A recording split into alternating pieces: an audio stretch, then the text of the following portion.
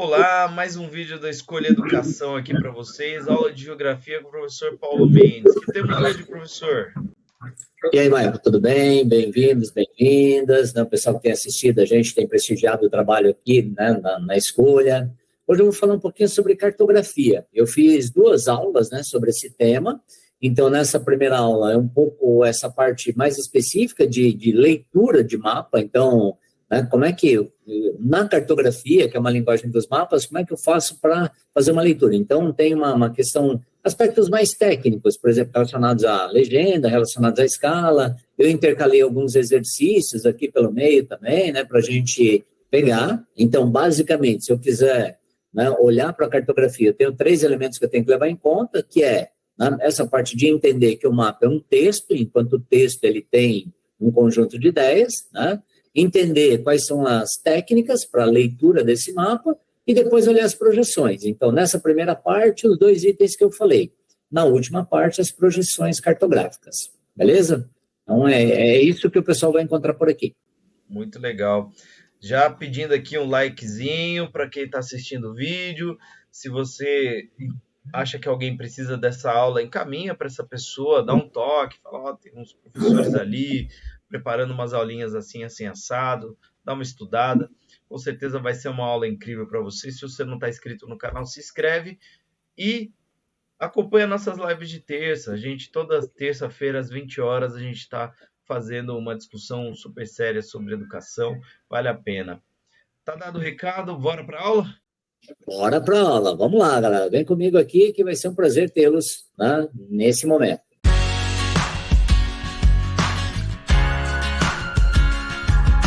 Salve, pessoal. Então, vamos lá. Bem-vindos, bem-vindas ao canal da Escolha Educação. Então, eu sou aqui, professor Paulo Mendes, vou, né, trabalhar um pouquinho com vocês. Essa ideia que você está vendo aí, a cartografia. Então, o que eu preciso fazer para ler e interpretar de forma mais adequada, de forma mais eficiente um mapa. Então, eu coloquei aqui, ó, como referência, para partirmos, né, desses itens, 2 pontos essenciais. Entendam todos e todas que os mapas, eles expressam visões de mundo, eles expressam formas de pensar, ok? E, se eu quiser interpretar esses mapas na atualidade, eu preciso saber as regras básicas, ou seja, as convenções, né, para que eu tenha uma leitura mais eficiente, uma interpretação mais eficiente e um uso frente àquilo que, né, eu preciso. Na prática, no vestibular, temos alguns exercícios, né, que sempre são cobrados. Então, tratar do assunto com uma cartografia, ou seja, com uma base cartográfica, vários temas ou várias questões, né, trazem. De forma específica, tem alguns itens, né, a exemplo do uso da escala, e aí a gente vai trabalhar, ok? Então, vem comigo, né, que nós vamos ver isso aqui e vai ser interessante. Primeiro item, assim, ó, só por curiosidade, né? Quando você olha para essa imagem que está aqui, ó, você vai ver, esse é o primeiro mapa que se tem notícia, né, no mundo. Então, ele teria surgido lá, tem por volta de 4.500 anos, né? Então, que ele tenha sido elaborado por volta de 2.500 anos antes de Cristo. O que importa, né? Na prática, este mapa, lá da antiguidade, né, a um mapa mais recente, eles vão trazer basicamente as mesmas coisas, né? Eles vão expressar informações de um dado território, né? Eles vão localizar de maneira, às vezes, mais eficiente, às vezes mais precisa, né? Lá atrás era muito mais complicado do que hoje, às vezes menos precisa, mas eles vão localizar um determinado fenômeno. Então, assim, a cartografia, a exemplo do que está aqui num dos textos que você está vendo, ó, ela nunca foi, né, neutra, ela representa uma leitura. Muito bem, se ela representa uma leitura, vamos olhar para 2 leituras de mundo aqui, né? Então, século 1290, século XIII, né? E aí nós temos aqui, ó, a ideia, né, da orientação. Veja que Jerusalém está no centro deste mapa. Veja que neste outro mapa também do livro dos Salmos, né, demonstrando aí a influência da Igreja Católica sobre a cartografia, Jerusalém também está no centro. Então, assim, se durante um tempo a visão religiosa ela serviu para orientar a confecção dos mapas, a partir de um outro momento, aí as técnicas e as tecnologias passaram a fazer cada vez mais, né, esse processo de servir para essa orientação. Muito bem, fui adiante. Então, estou falando de visão de mundo. O que que nós usamos? De maneira geral, nós usamos um mapa, né, feito a partir de uma projeção, chamada projeção cilíndrica de Mercator, ou de Gerhard Kramer, né, na verdade, é um europeu lá do século XVI, em que nós temos aqui uma visão eurocêntrica. A Europa está no centro e acima, né? Esse é um mapa clássico para a gente. Mas eu poderia ter, assim, exatamente isso aqui, ó, um mapa feito a partir do meridiano de Brasília, ou seja, o Brasil como referência. Ou, né, eu imagino que nós aqui talvez nem tenhamos tempo de pensar muito nisso, mas, olha só, o meridiano de Tóquio. Eu até imagino que, assim, qualquer, né, cidadão japonês, ele não se colocaria nesse cantinho do mapa aqui, ó, numa projeção europeia. Né? Ele vai se colocar nessa posição mesmo, para que ele possa, a partir do momento que ele olha para o leste, ele consiga enxergar, na realidade, o oeste do globo, né? E a outra parte, quando ele olha para o oeste dele, a partir do Japão, né, ele vai enxergar uma grande parte do leste. Mas é essa a referência. Então, expressam visões de mundo. Muito bem, fui adiante. Então, mapas, né? O que é um mapa? É uma representação de um determinado território a partir de um conjunto de critérios. E aí, todo mapa, para que ele seja eficiente, ele precisa ter os itens que estão aí, ó. Tem que ter um título, tá? Ele tem que ter uma legenda, lembrando que a legenda ela é formada por uma convenção, tá? Então, um acordo que vai tornar essa linguagem universal, os símbolos são os mesmos, as cores, né? Também por aí vai.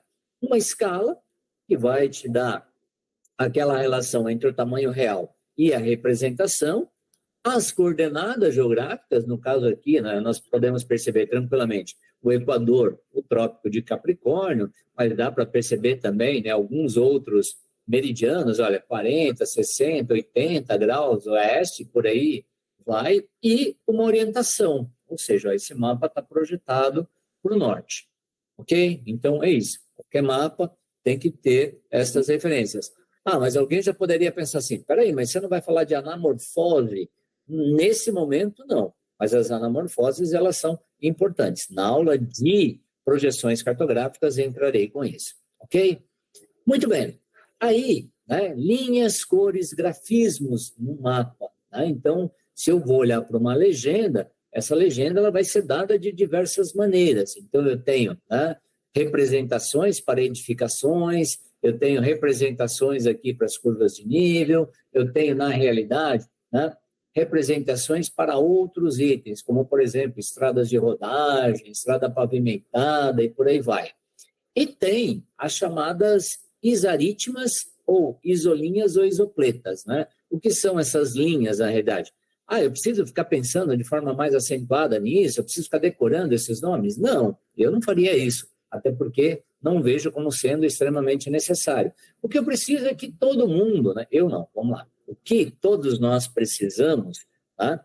É saber que quando eu estou olhando uma determinada informação de, por exemplo, altimetria ou, né, um mapa de topografia, as isoípsas é que vão determinar ali, né, os pontos com a mesma altitude. Se eu estou olhando, por exemplo, um mapa que vai abordar, né, as chamadas ilhas de calor, então vou ter as isotermas. Se eu estivesse olhando ali um mapa, né, de uma carta náutica, por exemplo, aí eu vou ter lá uma necessidade maior de prestar atenção nas isóbatas. Por quê? Porque elas vão marcar para mim, né, ou para aquele que está observando, a profundidade ali do oceano. E por aí vai. Aqui, ó, tem algo que eu diria que é essencial, né? Bem essencial, e aí eu gostaria bastante. Já vou deixar tudo projetadinho aqui para você. Então, ó, quando eu estou olhando para um mapa temático, ele vai ter diversas formas. Né? Então, assim, ó, eu tenho aquelas representações que são qualitativas, eu tenho aquelas representações que são chamadas de ordenadas, e eu tenho aquelas representações que são chamadas de quantitativas. Tá? Não precisa se preocupar com isso nesse instante. Vamos dar uma olhadinha adiante, né, de forma que você possa ter um exemplo melhor aqui. Ó. Vamos lá. Eu estou falando, né, nesses mapas semânticos sobre essas relações aqui, ó. Relações entre os objetos. Então, ó, se eu tenho um caderno, um lápis e uma borracha, eu estou lidando com elementos diferentes, ok? Se eu estou lidando com elementos diferentes, então eu vou ter lá, né, uma Não poderiam ser esses ou outros símbolos, né? Mas eu vou ter um símbolo para o caderno, um símbolo para o lápis e um símbolo para a borracha. Quando eu estou falando aqui de medalha, ouro, prata e bronze, eu estou falando de algo que é hierárquico. Então, eu tenho um ordenamento. Né? O item é o mesmo, medalha. O que está diferenciando é o tipo da medalha. Uma de ouro, uma de prata e uma de bronze. Ok? E tem aquela ideia, né, das relações aqui que são quantitativas. 1 quilo de arroz, 4 quilos de arroz, 16 quilos de arroz. Então, vejamos, um tamanho do retângulo, um outro tamanho. Aqui está mostrando nitidamente essa ideia quantitativa. Aqui está mostrando uma ordem hierárquica entre esses itens. E nessa outra representação, na realidade, o que eu tenho? Eu tenho somente, né, itens que mostram diversidade dos atributos. Um caderno, um lápis e uma borracha. Aí eu peguei um exemplo aqui, eu coloquei alguns exemplos, eu não vou ficar comentando, né? Todos esses exemplos, eles vão seguir aqui na apresentação, a hora que você quiser, você dá uma olhadinha, mas nem sempre as pessoas vão ter tanto tempo assim para estar fazendo isso. Eu vou pegar aqui direto numa questão, a questão da Unesp 2020. Então, a Unesp 2020, olha o que ela mostra, analise os mapas temáticos hipotéticos. O mapa 1, né? O mapa 2 e o mapa 3. Então, no mapa 1, o que eu tenho? No mapa 2, o que eu tenho? No mapa 3, o que eu tenho? Né? Aqui ficou bem mais fácil, né? Bem mais fácil. Aqui a gente tem uma questão de quantidade, né? Então, você tem um menorzinho, um maior e um maior. Então, significa que aquele elemento que estiver sendo representado por esses retângulos, né, ele acabou apresentando aqui, nesse ponto, ele é maior. O mesmo vale para essas duas áreas. Tinha uma menorzinha aqui e uma maiorzona ali. Nesse caso aqui, tem uma diversidade. Tenho, né, um símbolo específico, uma estrela, aí depois, né, uma outra circunferência e por aí vai. Então, nesse caso, a alternativa correta é a alternativa E. O mapa 2, ele apresenta relações de ordem, um ordenamento. Né? Então, tem aqui um pequeno círculo com, né, um item, depois um outro maior, depois um outro. Tem um ordenamento aqui e as áreas achuradas também, ok? Então, no exercício da Unesp, a alternativa E, né, é aquela que responde corretamente. Muito bem, mapas topográficos. Então, o que eu tenho? Na realidade, curvas de nível. Gente, eu vou simplificar muito isso, porque, assim, a ideia é lembrar que, né, quando eu tenho um mapa topográfico, eu vou ter um perfil que foi transformado, na realidade, numa carta topográfica, e aí a ideia é fazer a interpretação disso. Então, basicamente, ou classicamente, o que eu tenho? Curvas mais distantes, áreas mais planas.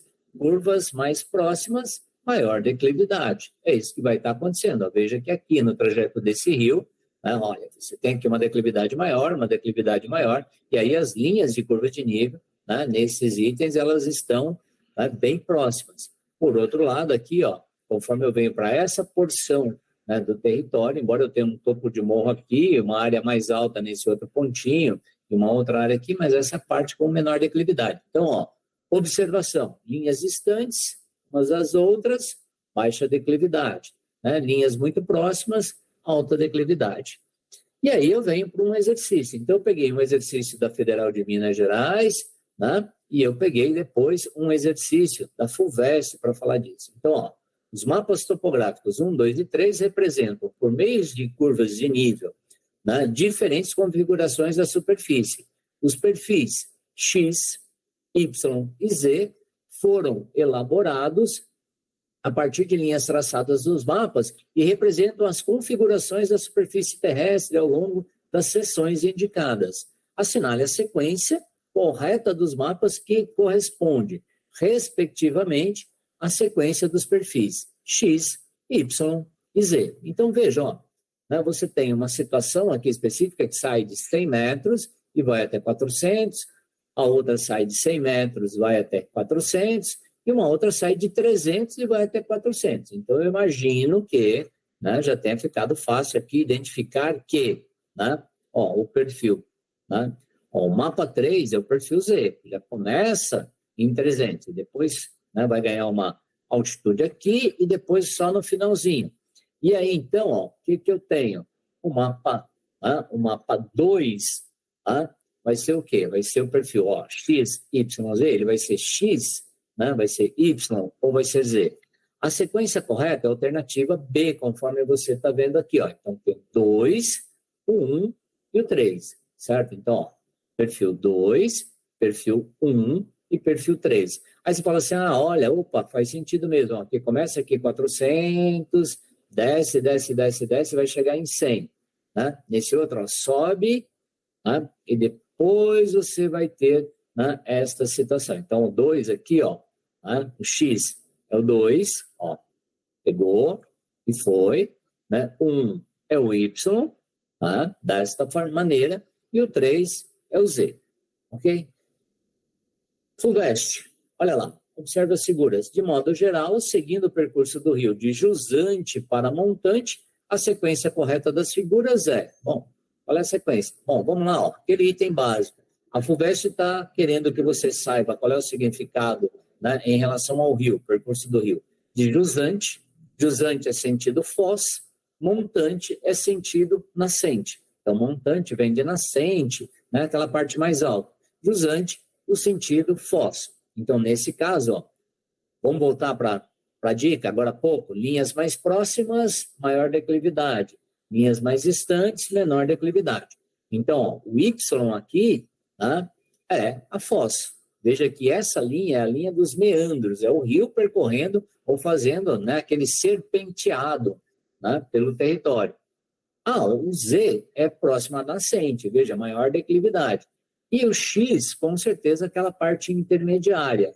Então, a sequência correta aqui é Y, né, jusante, X, médio curso, e Z, nascente. Tá bom? Eu espero que esses dois exercícios eles tenham servido aí para exemplificar.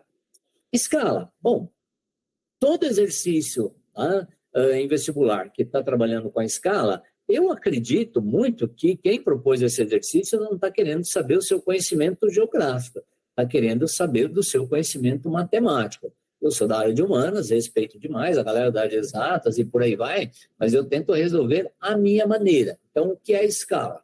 É uma relação matemática, ou se você quiser, uma relação numérica entre, né, o tamanho real, né, a área real e a representação.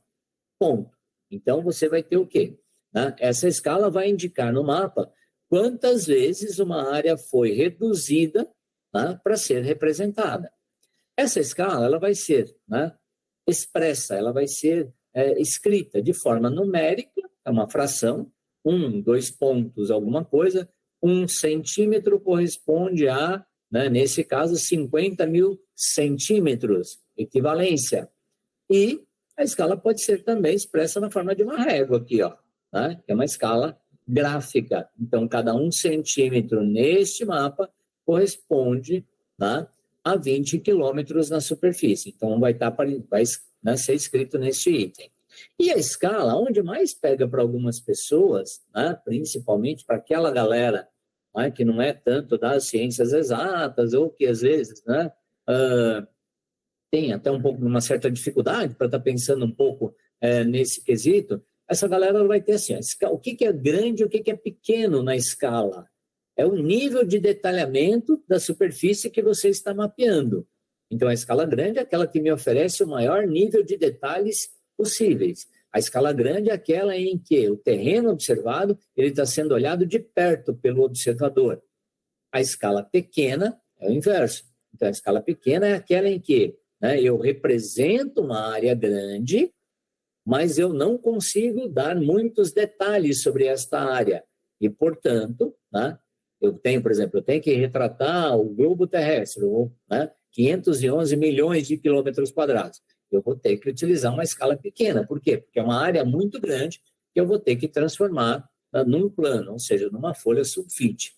Tá certo? Então, ó, quando se fala de grande, né, a gente tem no nível da planta arquitetônica, a gente tem, né, no nível dos mapas topográficos, tá, que aí já não é uma escala grande, já é chamada de uma escala média, e nós temos em nível de escala pequena, né, os atlas e os globos. Mas pensando assim, ó, matematicamente falando, né? Para você talvez não mais esquecer, não gosto muito disso, mas funciona bem para alguns, né? Quando eu pego, ó, se é uma fração, né, numerador e denominador, então a maior escala que eu vou ter é de 1 para 1, ou seja, tamanho real, ok? Nesse caso aqui, ó, né, 1 centímetro equivale a 50 centímetros, ou 1 centímetro equivale a 100 centímetros. Então, ó, quanto maior, né, o denominador, ó, maior o denominador, menor é a escala. Tá? E quanto menor o denominador, maior é a escala. Tudo bem? E aí eu peguei 2 exercícios aqui, ó. 2 exercícios, aliás, 2 não, né? Nesse primeiro exercício, uma coisa simples. Olha o que a Universidade Estadual, né, de Londrina está pedindo. Está falando lá a respeito, né, de uma viagem do Rio de Janeiro até Belo Horizonte, passando por Vitória, né, e depois está falando de Vitória até Belo Horizonte.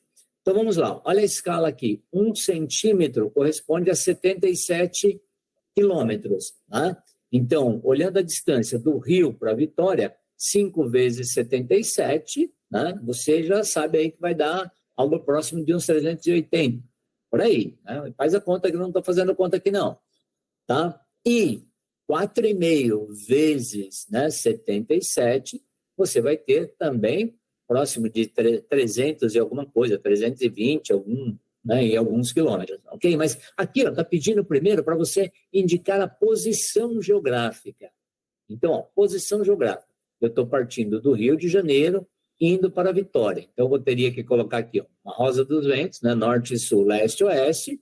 Então, se o norte está aqui, né, e o leste está aqui, Vitória está na direção, né, específica. Deixa eu ver se eu coloquei. Não coloquei, desculpa.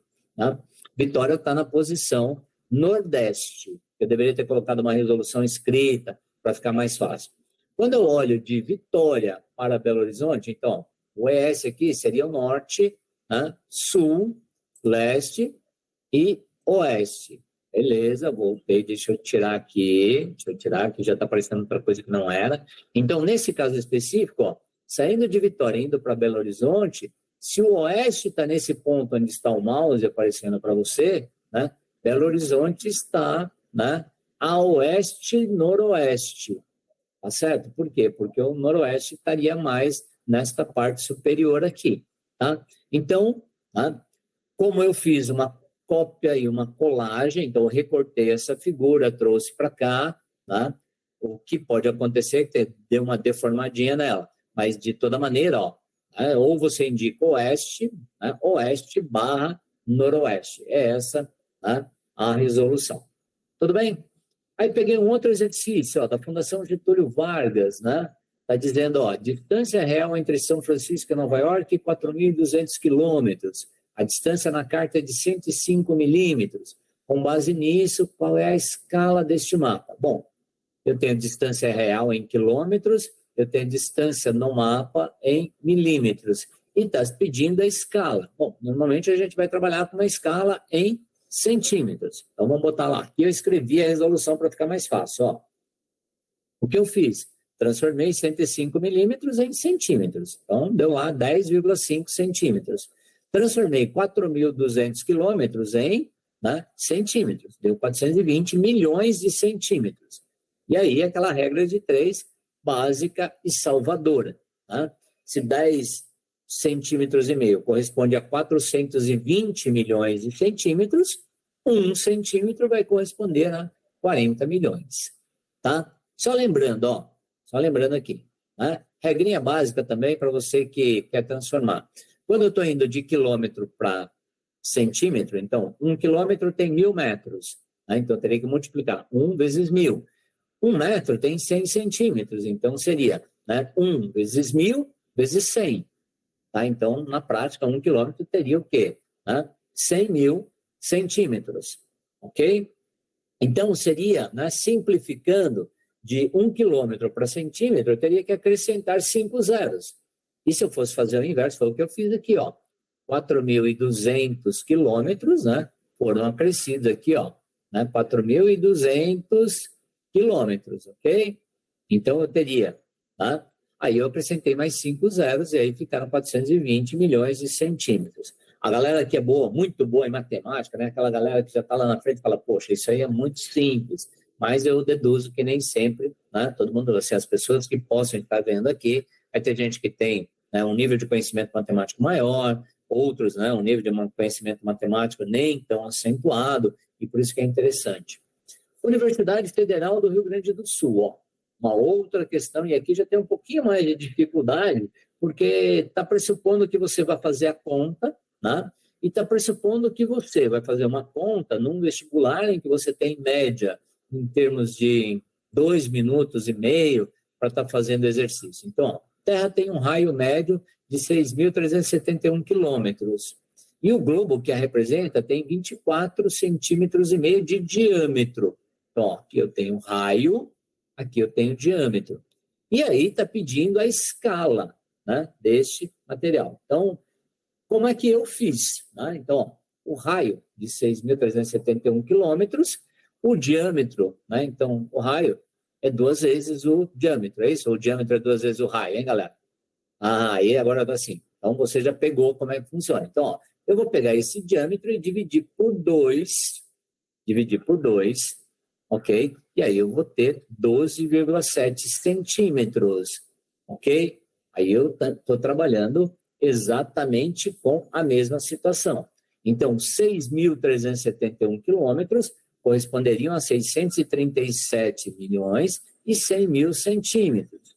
Portanto, assim, ó, se 12,7 correspondem a 637 milhões e 100 mil, logo a escala aproximada, né, seria o quê? 81 mil, 5 milhões, 6 milhões e 300? Não, seria a letra D aqui, né, alternativa 1 para 50 milhões.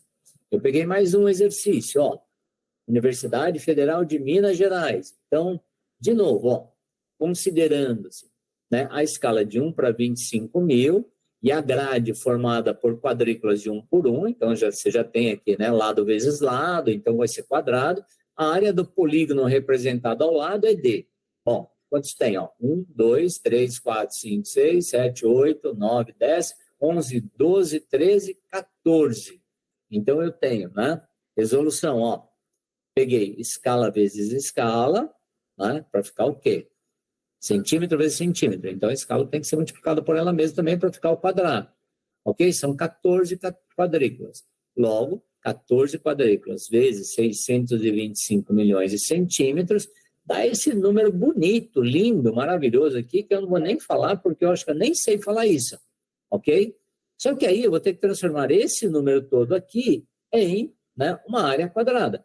Então, eu vou ter o quê? 875 mil metros quadrados, né, que é a alternativa A. Mas fala assim, Paulo, puxa, mas né, você pegou uma sequência de exercícios trabalhando só essa questão da escala. É isso, assim, a escala, normalmente, né, ela vai aparecer muitas vezes, eu já falei lá no começo, vou repetir aqui, quando ela aparece, ela está tentando medir muito mais o seu conhecimento matemático do que geográfico. De toda forma, né, você tem que resolver. Então, ó, sobre um mapa de escala de 1 para 500 mil, tenciona-se demarcar uma reserva florestal de forma quadrada, representando 7 centímetros de lado. Qual será a área desta reserva demarcada no terreno? Então, ó, de novo, eu vou ter que pegar, né, 500 mil vezes 500 mil, ok? Dá esse número bonitão aqui, e aí está falando, ó, uma reserva florestal quadrada, apresentando 7 centímetros de lado. Aí 7 vezes 7, 49. Então, eu vou ter, né, 49 centímetros quadrados, corresponde a esse número absurdo, que eu não sei, né, nem dizer. Você vê que a coisa é complicadíssima. Então, aí eu vou ter que transformar isso em uma área quadrada. Como todas as alternativas aqui estão em quilômetros quadrados, eu vou ter que transformar em quilômetro. Eu coloquei isso aqui, ó, desde o começo, só para você se lembrar, né? Que tem aquela tabelinha, ó, quilômetro, hectômetro, decâmetro, metro, decímetro, centímetro, né, e milímetro. Então, você vai multiplicando, né? Se eu estou indo da unidade maior para a unidade menor, eu vou multiplicando. Se eu estou indo da unidade menor, né, para a maior, eu estou dividindo. Então, aqui, ó, a alternativa correta, né, são 1.225 quilômetros, né, quadrados. Bom, chegamos ao final desse primeiro momento. Então, aqui, ó, se nós chegamos ao final desse primeiro momento, eu quero já te lembrar o seguinte, tá? Duas coisas importantes. Ó. Quando eu estou falando de cartografia, essa parte inicial, eu tenho que ler o mapa e me lembrar que, né, o mapa ele expressa uma visão de mundo, ele tem uma ideologia ali, ele traz mais ou menos informações, dependendo do desejo do autor, dependendo da escala utilizada. Ponto. E a segunda coisa é que eu tenho que saber fazer uma interpretação correta da legenda e, obviamente, né, da escala. E aí, se você gostou do conteúdo, achou que, né, isso pode ajudar aquele seu amigo, aquela sua amiga, que eventualmente tem algumas dúvidas em relação a esse tema, já manda esse vídeo lá para essa pessoa, né? Como diria meu amigo Michael, que estava comigo no início da aula, né? Ó, senta o dedo aí no like, né? Dá uma ajuda. Escreve para a gente aqui dizendo, né, do que você gostou, o que você gostaria que nós produzíssemos, que nós vamos fazer isso também, tá bom? Muito obrigado pela sua atenção. Nós aqui da Escolha estamos fazendo um trabalho que ele é 100% voluntário, então a sua ajuda para nós é fundamental para que nós possamos chegar a mais pessoas. Obrigado, fique bem e bons estudos. Até mais.